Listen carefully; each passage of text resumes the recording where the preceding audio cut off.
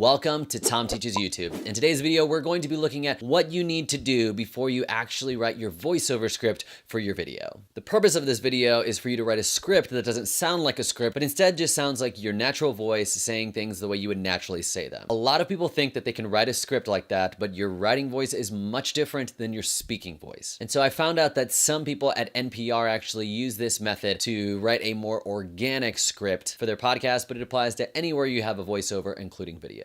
What you want to do is first bullet point some of the things that you want to talk about in your voiceover. Then do a quick recording on your phone of yourself going through those ideas and just talking about them as if you were explaining them to somebody else and you were sitting down and having a conversation. It's okay if you make some mistakes, it's okay if you make some mistakes or you don't like how things...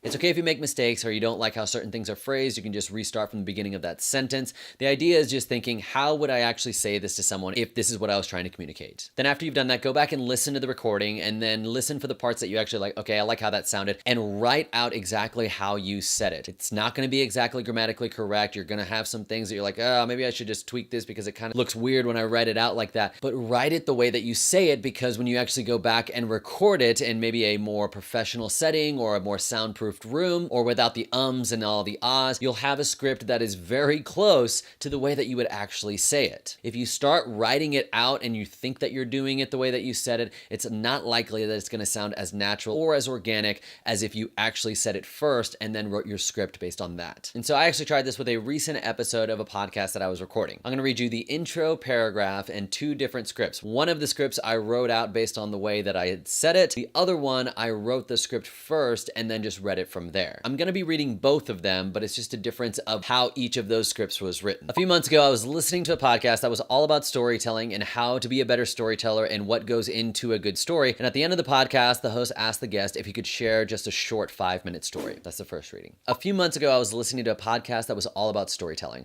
The host of the podcast asked the guest if he would share a short story at the end of their discussion to encapsulate everything they had talked about in regards to what made a good story. And so I'm basically communicating the same thing in both of them, but perhaps you could tell that the first one sounded a little bit more natural, hopefully. If you looked at the writing, the first one was a really long run-on sentence and the second one was broken up into shorter sentences. But if I listen to the way that I generally talk in longer sentences and it sounds okay. Maybe it doesn't look great on paper, but that's not what you're going for. You're going for a script that sounds the way that you speak. So give this a shot as you're developing your voiceover for your next project, and hopefully everything will sound a lot more natural as if you were just sitting down and talking to somebody. I hope that was helpful, and if you'd like to stay in the loop with any upcoming filming and editing tutorials, as well as different YouTuber assignments that I actually assign in my YouTube video production class at the school that I teach at, then be sure to subscribe. This is Thom Teaches YouTube, and I'll see you in the next one.